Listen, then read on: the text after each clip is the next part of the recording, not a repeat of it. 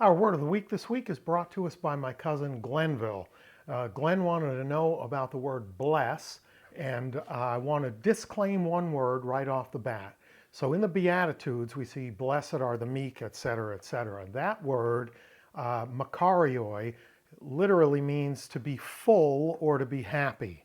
The word we're looking at, let's take a look, is eulogeo, I speak well of or I bless, and the noun form eulogia, which is a blessing, a positive pronouncement, or it can even mean fine speech, like speaking well, because the prefix eu is good or well, and logeo or logia is speaking or words. So we get our English word eulogy from the word bless, right? You've never heard at a funeral somebody get up and say, this guy was a no good, dirty so-and-so, right? We ask someone to get up and speak good words about the person who has passed. First interesting point about our word. This concept isn't really a thing in classical Greek. The idea of a spoken blessing borrows heavily from Old Testament Judaism. If we look at the Septuagint, the Greek translation of the Hebrew Old Testament, this word group is used, the verb is used over 400 times.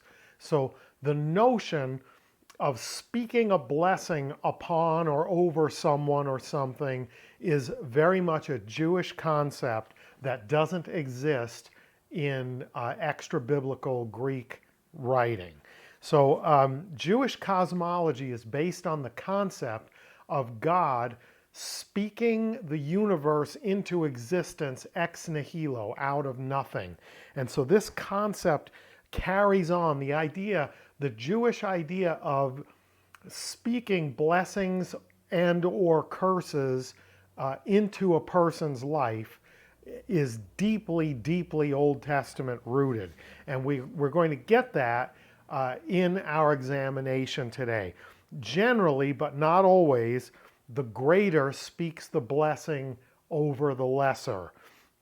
And the most famous blessing of all is the Aaronic blessing in Numbers chapter 6, verses 24 through 26. Let's take a look at that. From the ESV, the Lord bless you and keep you. The Lord make his face to shine upon you and be gracious to you. The Lord lift up his countenance upon you and give you peace.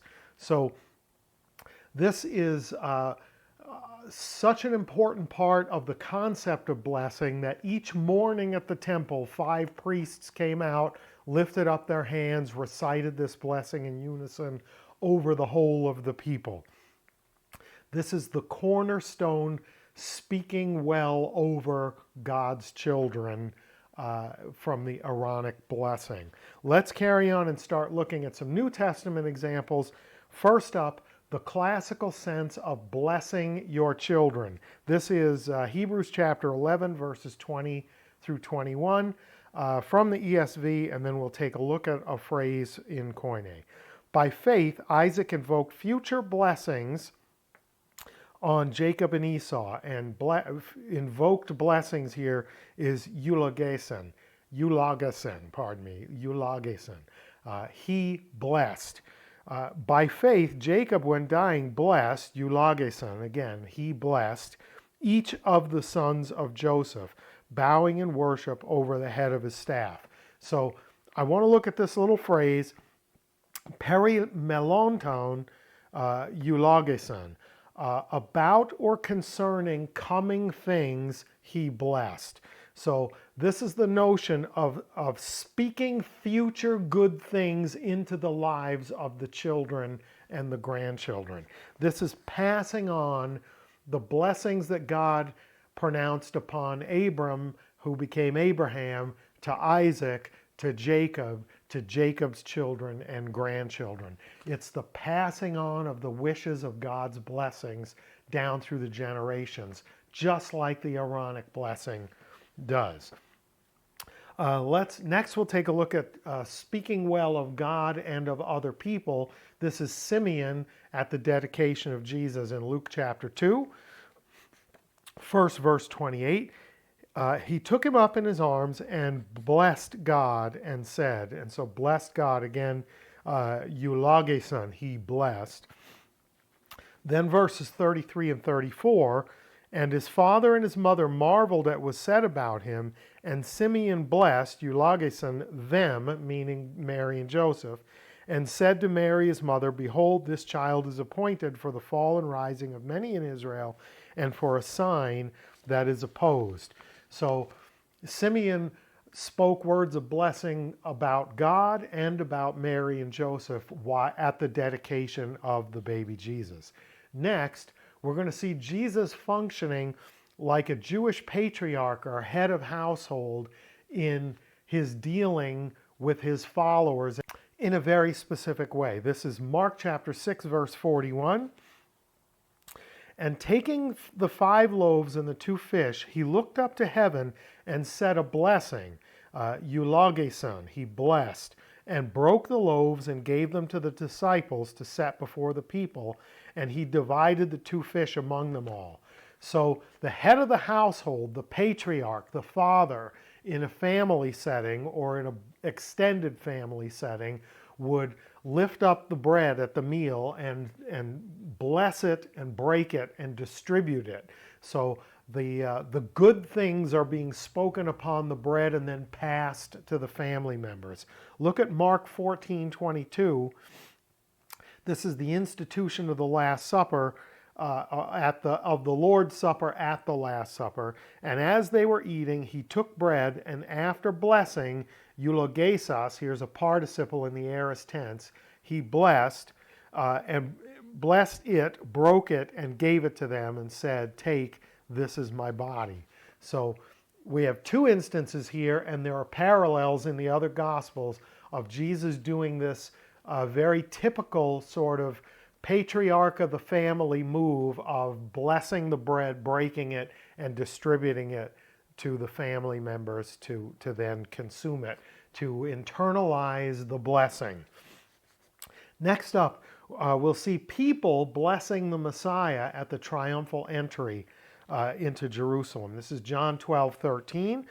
So they took branches of palm trees and went out to meet him, crying out, Hosanna! Blessed is he who comes in the name of the Lord, even the King of Israel. And blessed here is eulogemenos. This is a passive participle.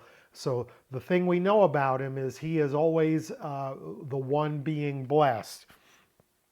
And let's finally end with Jesus blessing people. This is Mark 10:16. And he took them in his arms, who were them, children, and blessed them, laying his hands on them. And blessed here is katuloge. Great word. It's a compound. It's literally putting the blessing on them or against them. Like he put a blessing on the kids. Pretty great stuff. And the last example, Luke chapter 24:50 and 51. This is at the ascension. Then he led them out as far as Bethany, and lifting up his hands, he blessed, eulogeson, them, while he blessed, ento eulogein auton. This is an infinitive phrase controlled by a preposition. While he blessed them, he parted from them and was carried up into heaven. So during the act of blessing his disciples, he ascended up into heaven. It's a kind of a magnificent picture in that even while he was ascending into heaven, he was still pronouncing a blessing on his disciples. So there we have it. The New Testament model is blessing people, even in blessing bread, because the bread is distributed to the people who then internalize the blessing. Pretty magnificent stuff. It's a deeply, deeply Jewish concept because you are speaking good things into the lives of people in the same manner that the God of creation speaks the universe into reality out of nothing. You're pronouncing good stuff into people's lives. Or you can be recognizing God's good stuff in people's lives by speaking it out loud, by acknowledging it. Glenville, I hope that helps. I hope that answers your question. If not, hit me up and let me know what else you'd like to know, and we will follow it up in another video. Thank you everyone for watching. I hope it was good for you. If it was, please do all the social media stuff. And until next time, Charis Kai Arena Humine, grace and peace to you.